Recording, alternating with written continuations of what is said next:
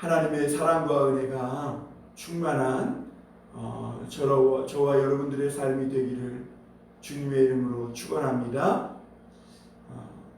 다윗이 이제 왕이 된 후에 크게 그가 행한 두 가지 일이 있습니다. 첫 번째 일은 하나님의 언약궤를 다윗성으로 메어온 것입니다. 신앙을 먼저 회복한 것이죠. 이스라엘은 그동안 너무나 어려움 속에서 하나님의 궤는 버려져 있었고 전쟁은 그치지 않았었습니다. 사울이 왕이었을 때는 하나님의 이 언약궤가 저 이스라엘 산지 변방에 아무렇게나 버려진 채 방치되어 있었고 언약궤라는 이름조차 거론되지 않았었습니다.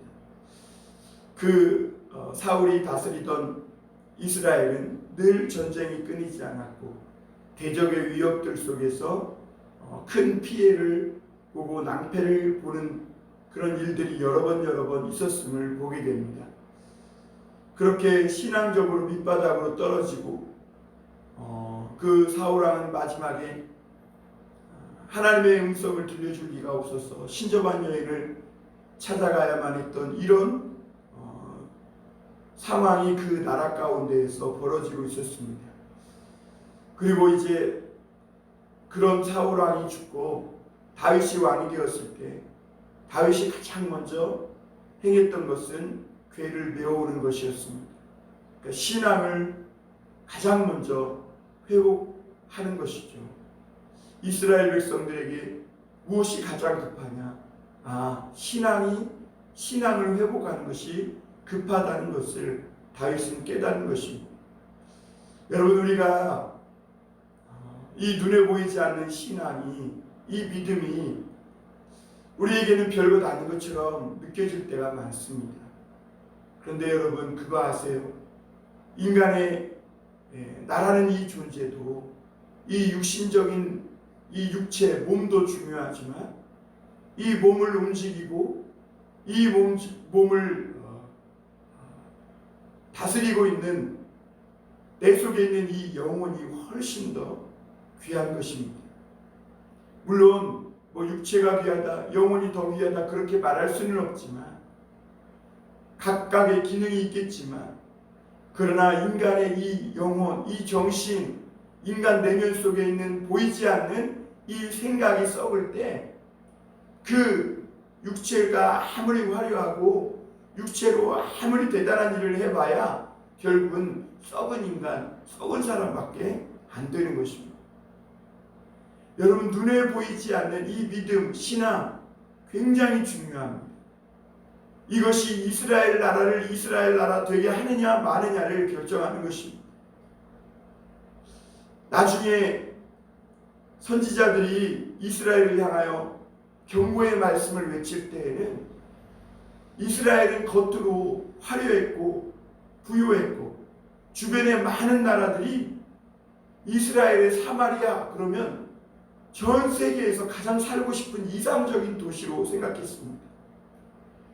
그런데 그 이스라엘은, 사마리아는 그 집집마다 잘 살고 집 내부가 상하궁 이런 아주 좋은 가구들과 집기들로 가득 채워져 있고 그들은 아침과 저녁마다 좋은 음식을 먹고 좋은 포도주를 먹고 그러며 행복하게 잘 사는 줄 알았는데 하나님의 아모스 선지자를 통해 주변 나라 사람들을 데려다가 그 사마리아의 속사정, 그 도시의 속사정을 보니까 엄청나게 썩어 있었던 겁니다.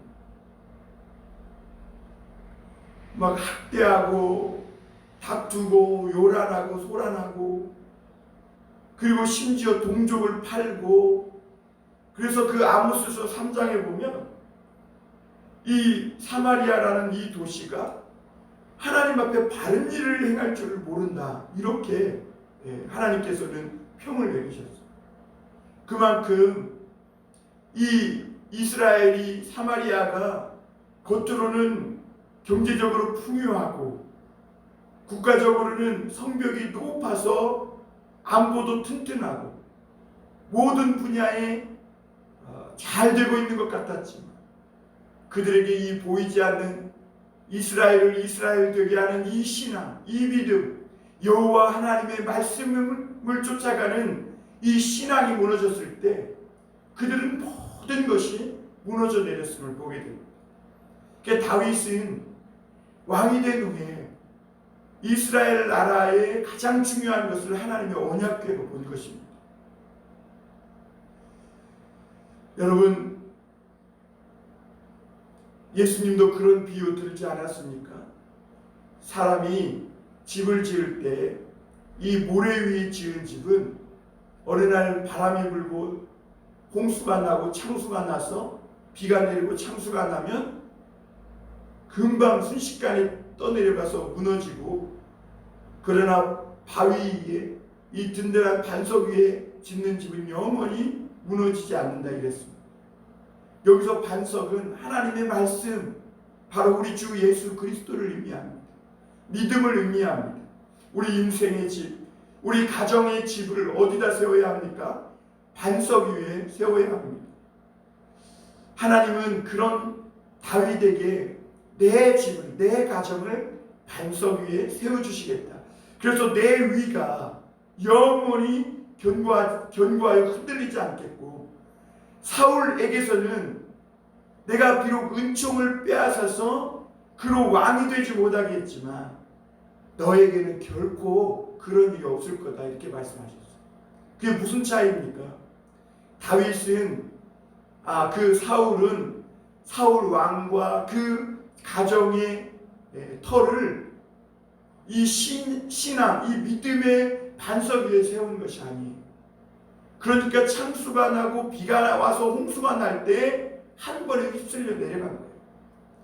그러나 다윗은 이 반석 위에 그의 나라와 그의 가정을 세운 거예요. 그러니까 하나님께서 뭐라고 말씀하세요? 내가 혹은 내 후손이 실수하고 연약하고 범죄하여도 사울에게서 뺏은 것처럼 은총을 그렇게 뺏지 않겠다고 언약을 맺어주시는 거예요. 그래야 하나님은 솔로몬이 범죄함에도 불구하고 솔로몬 때에서는 그 나라를 지켜주세요. 그리고 그 솔로몬의 아들 르호보암 때에는 나라가 북이스라엘과 남유다로 갈라지기는 또 하지만, 그러나 하나님께서는 그 왕조, 이 다윗 왕을 이어가는 그 혈통, 그 왕조가 변하지 않도록 지켜주시고, 그 다윗의 왕조를 통해 예수 그리스도가 오시기까지, 그리고 예수 그리스도를 통해 영원한 이 하나님의 말씀이 영원히 이 다윗의 왕가를 이어가면서 언약을 지키시는 것을 보게 됩니다. 결국 다윗의 언약은 예수 그리스도가 장차 오실 것에 대한 그런 미래에 대한 언약이었음을 우리가 보게 됩니다. 아무튼 우리가 이 다윗이 이스라엘의 나라의 왕이 되면서 언약궤를 모셔오는 일, 그것은 정말 중요한 일, 그 일로 여겼다는 것이죠. 사랑하는 성도 여러분, 여러분들에게도 가장 중요하게 여러분이 생각해야 할 것이 있다면 신앙의 회복입니다. 여러분, 우리 인간의 인생, 삶, 신앙이 회복되지 않으면 아무것도 아닙니다. 전도서 말씀을 읽어보세요. 사람의 인생이 헛되고 다 있어요. 만물은 모든 것이 다 순환하고, 봄이 되면 다시 잎이 나고 꽃이 피지만, 열매를 맺지만, 우리 인간은 한 번 태어나서 한 번 짧은 인생을 살고 죽으면 끝인 거예요. 허무한 인생이고, 마치 잡은 것 같지만 잡히지 않고, 내가 얻은 것 같지만 얻은 것 같지 않은 허무하고 헛된 인생이에요. 이 헛된 인생을, 꽉 찬 인생, 무의미한 인생을 유의미한 인생, 정말 아무것도 아닌 잠깐 있다 없어지는 이슬과 같고 하루살이와 같은 인생을 영원한 그런 인생으로 바꿔주는, 그것이 있는데 그것이 바로 믿음이라는 거죠. 신앙인 거예요. 우리 인간의 일생이 이 신앙을 회복하지 않으면 우리 인생은 아무것도 아닌 영원한 어둠과 영원한 저 지하 밑바닥으로 떨어질 수밖에 없는 거예요. 사랑하는 성도 여러분, 신앙을 회복하십시오. 마음의 뜨거움을 다시 회복하시길 바랍니다. 여호와의 궤를 여러분의 마음에 모셔드리십시오.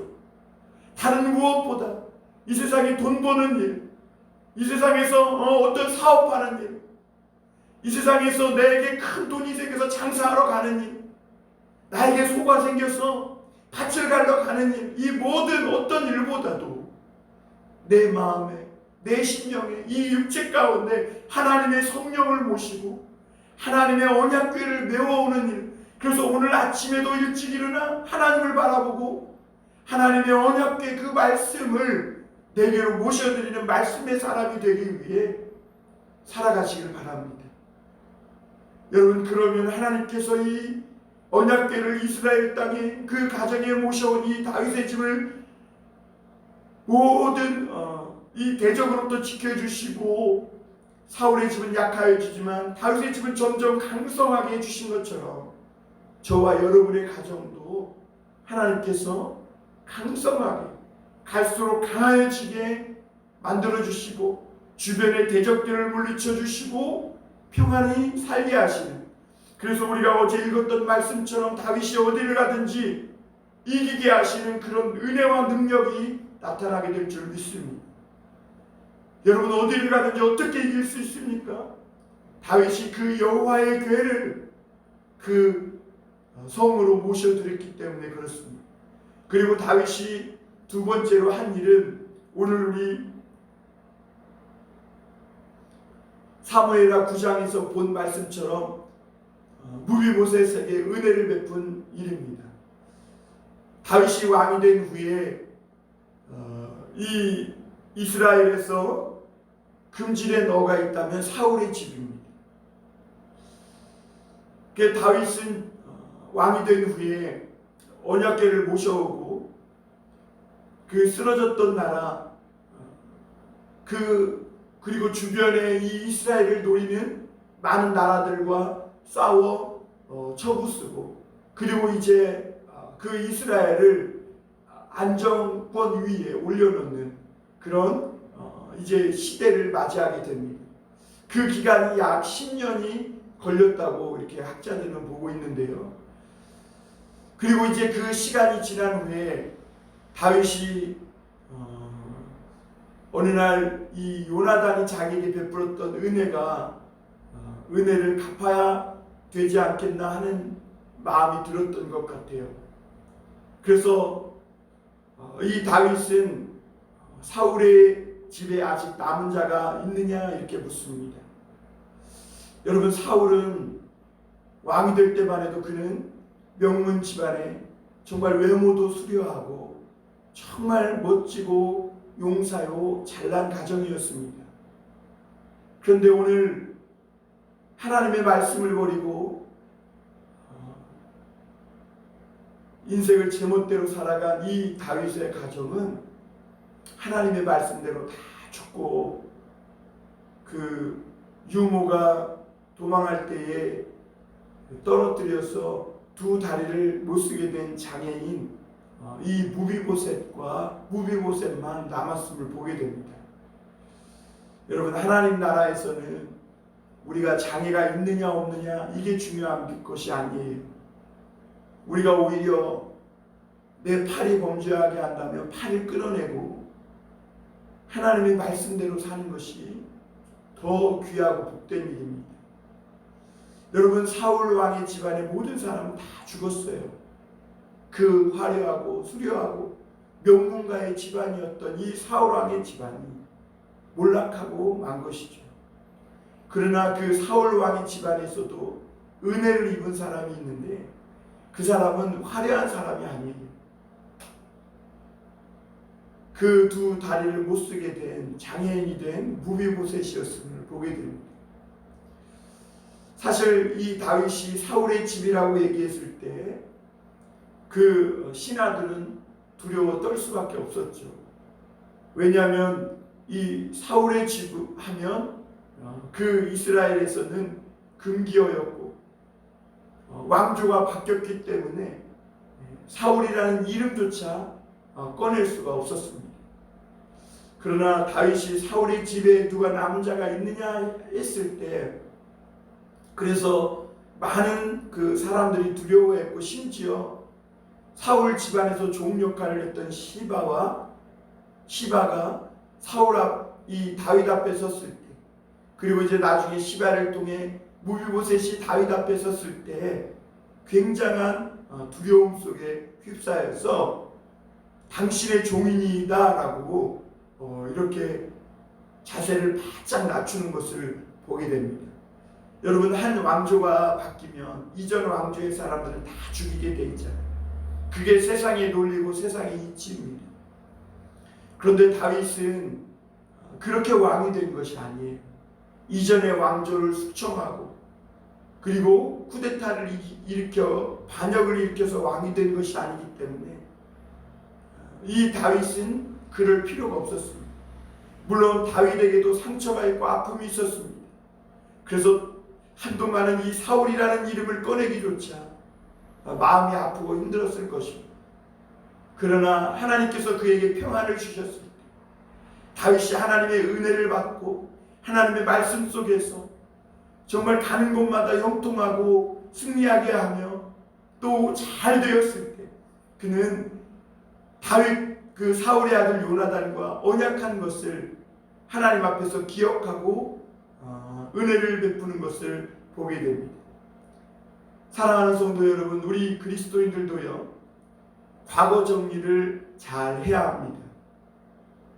여러분, 세상의 사람들이 처음에는 세상 사람들이 이 인생을 달려가는 것은요, 마치 지륵밭을 달려가는 것과 같습니다.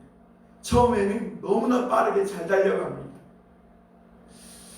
그런데 어느 순간 가다 보면 이 진흙이 신발에 덕지덕지 묻어서 나중에는 한 걸음도 너무 무거워서 이 다름질을 고사하고 제대로 걸을 수도 없고, 나중에는 이 진흙 뻘에 빠져가지고 한 발자국도 움직이지 못하고 꼼짝없이 갇혀있게 되는 그런 상황에 직면하게 됩니다.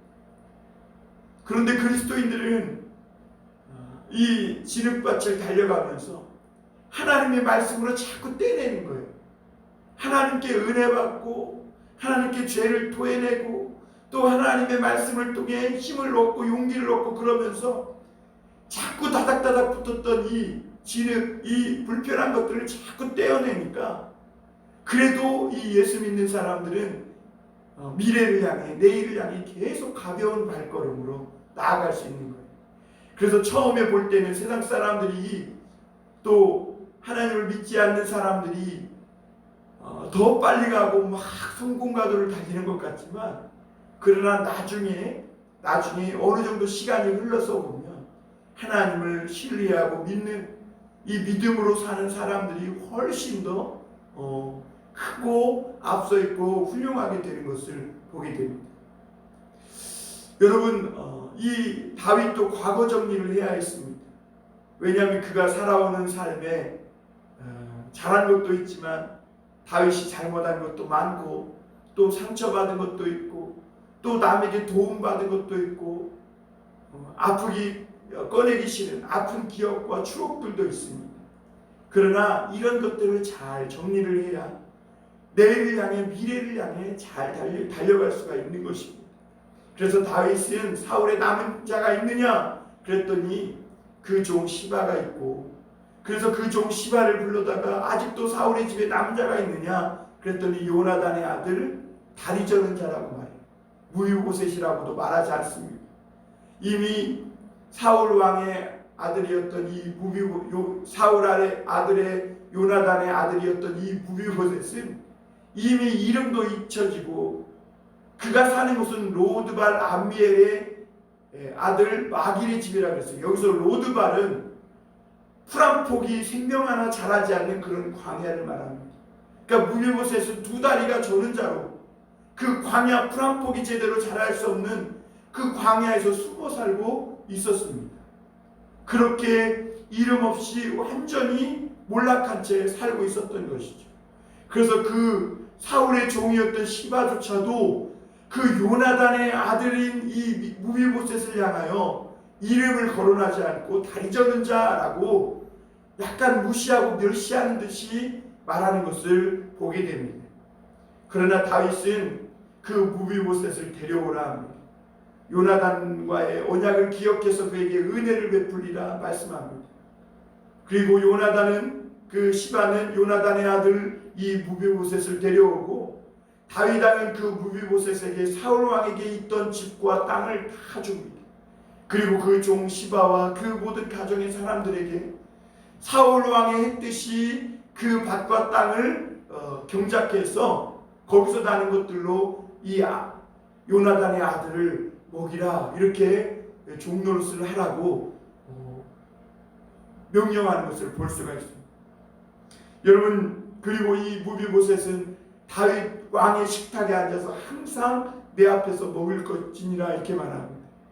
여러분, 이 말씀을 보면 예수님의 12제자가 주님을 부인하고 다 부활하신 주님까지도 보고 고기 잡으러 간 이 베드로, 그 제자들을 주님께서 찾아오셔서 밤새도록 그물을 잡지만, 그물로 고기를 잡지만 한 마리도 잡지 못하는 이 제자들에게 주님은 피곤하고 지친 그들을 육지로 올라오라 하셔서 따뜻하게 조반을 지어주시고 먹이시는, 주님이 차려주시는 그 식탁 앞에 그들을 다시 초청하는 이런 모습을 보게 됩니다.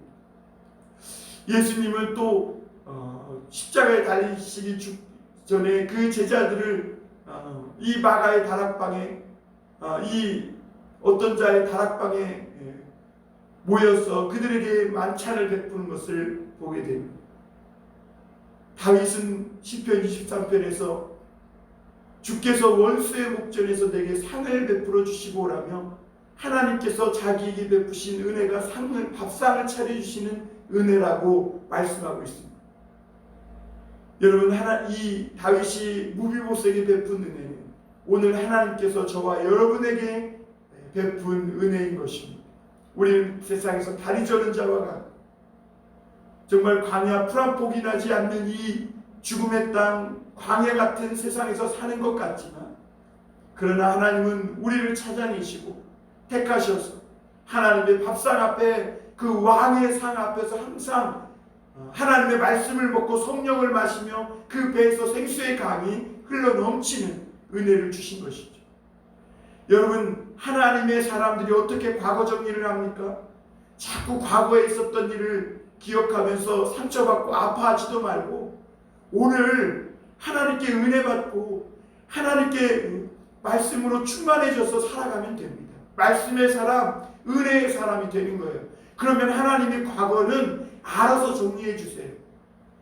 그리고 내가 과거에 감사했던 사람들이 있어도 내가 잘되고 성공했다고 그 사람에게 막 찾아가서 막 꼭 반드시 갚고 그것만이 좋은 것은 아니에요. 왜냐하면 그것도 좋지만 내가 과거에 힘들고 어렵게 살았지만 그러나 하나님의 은혜와 사랑을 받고 오늘 잘되고 훌륭한 사람이 이것 된 것 자체가 그 사람에게 도움을 주고 나에게 사랑을 베풀어 준 사람에게 보답하는 것이기 때문에 그래요. 그 그리스도인들은 과거 정리를 할 때 반드시 나에게 상처를 주고 아픔을 준 사람에게 복수해야 될 필요도 없고 또 나에게 도움을 베풀어 준 사람에게 반드시 가서 갚을 필요는 없어요. 오늘 내가 하나님 앞에 은혜 받고 내가 오늘 하나님의 은혜 속에서 살아가고 하나님의 말씀 쫓아 살아가면 하나님이 그 사람들에게 갚아주세요. 모든 과거, 아픈 과거도 하나님이 정리해 주실 뿐만 아니라 그 가장 힘든 시절에 나에게 사랑을 베풀어 준 그 사람에게도 하나님은 사랑과 사랑을 더 베풀어 주셔서 그도 하나님께서 잘되게 해주시는 것이죠. 사랑하는 성도 여러분, 오늘도 하나님의 말씀의 사람이 되길 바랍니다. 은혜 받은 사람이 되길 바랍니다. 오늘도 하나님 앞에서 은혜 받고 하나님 앞에서 최대한 기쁨과 감사함으로 살아가시길 바랍니다. 그것이 과거 정리를 제일 잘하는 것이고 내일을 향해 달려가는 그런 성도의 바른 모습이라고 믿습니다. 오늘도 우리에게 밥상을 차려주시고 은혜 베풀어 주신 하나님께 감사하며 그 은혜 속에서 주님께 영광 돌리며 살아가는 저와 여러분이 다 되시기를 주님의 이름으로 축원합니다. 기도하겠습니다.